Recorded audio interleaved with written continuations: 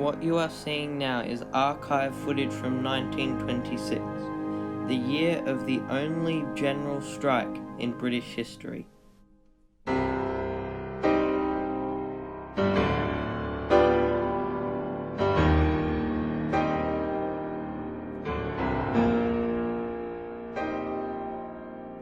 $4 million underpaid British workers went on strike after the government and major mining companies announced their intent to cut wages for workers. At one point, even the army was called in to deal with the chaos.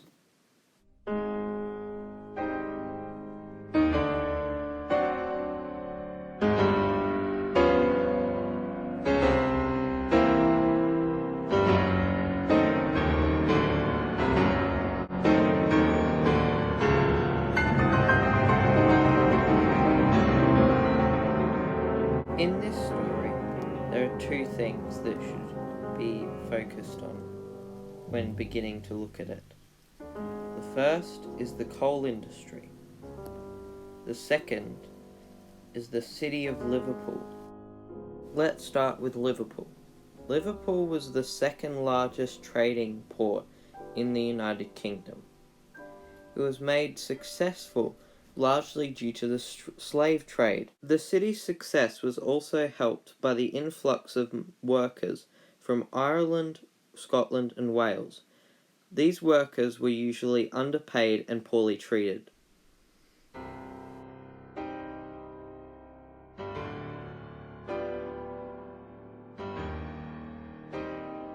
The second major thing in this story is the coal industry. The coal industry had been on the rise up until 1920, when it took a sharp dip. Previously profitable coal companies were now facing some losses, and the already underpaid workers were getting their wages cut again. Stanley Baldwin, the Prime Minister at the time, sided with the major mining companies and said that all workers of this country have got to face a reduction of wages. Sometimes these reductions would be up to 10 or 25%.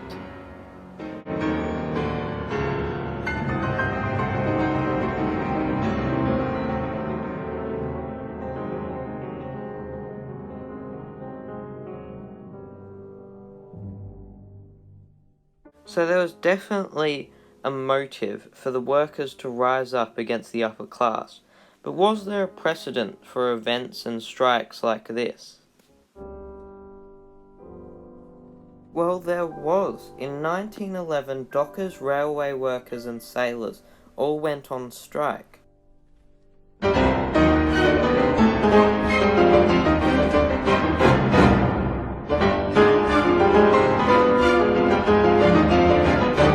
In a much more serious incident in 1919, 95% of the UK police force went on strike, with many workers joining them.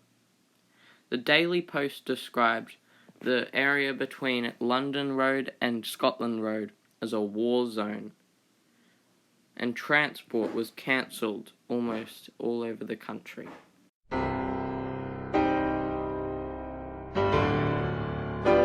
But the key difference between the 1911 and 1919 strikes when compared to the 1926 strike is because the 1926 strike was a general strike.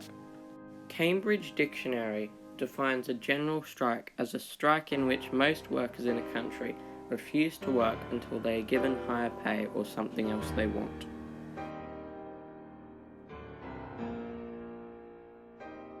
This was the only British general strike ever. But just this year, India, Sudan, Spain, and famously Hong Kong have all had general strikes.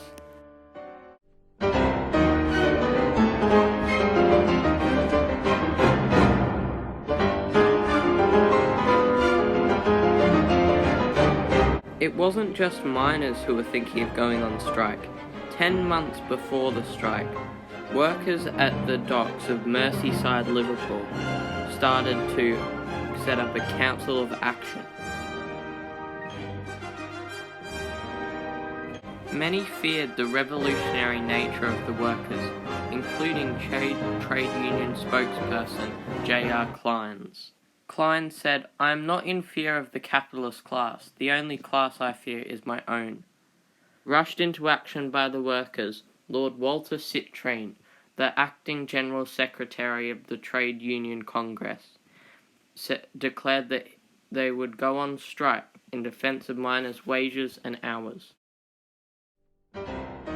4 million workers marched to the slogan, "Not a penny off the pay, not a minute off the day." Not a penny off the pay, not a minute off the day.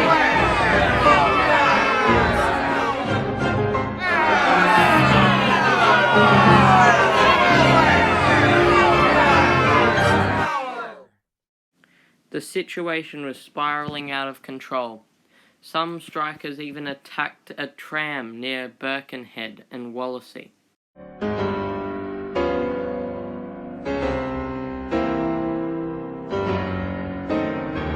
To control the situation, the government sent down 2 warships to dock at Mersey, the HMS Barham and the HMS Ramillies.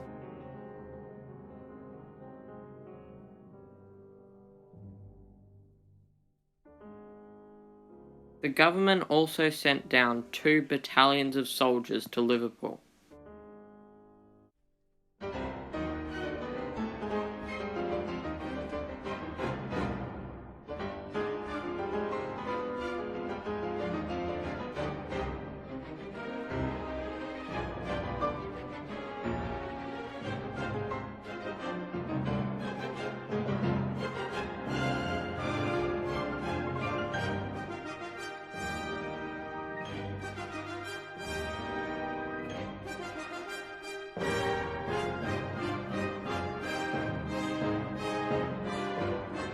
The government quickly went into negotiations with the TUC, the Trade Union Congress, and soon terms were decided to stop the strike.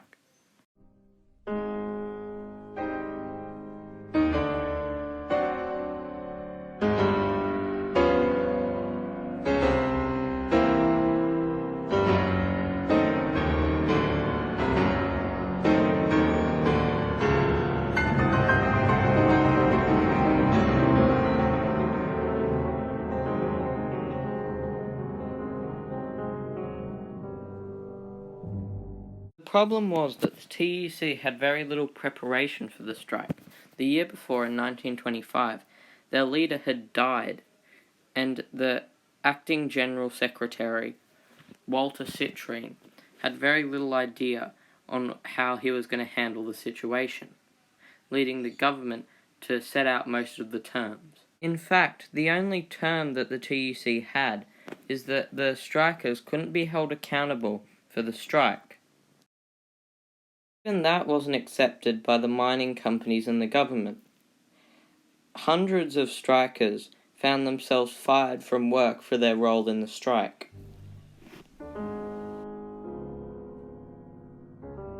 This defeat led some to label the 1926 general strike as Britain's great failed revolution.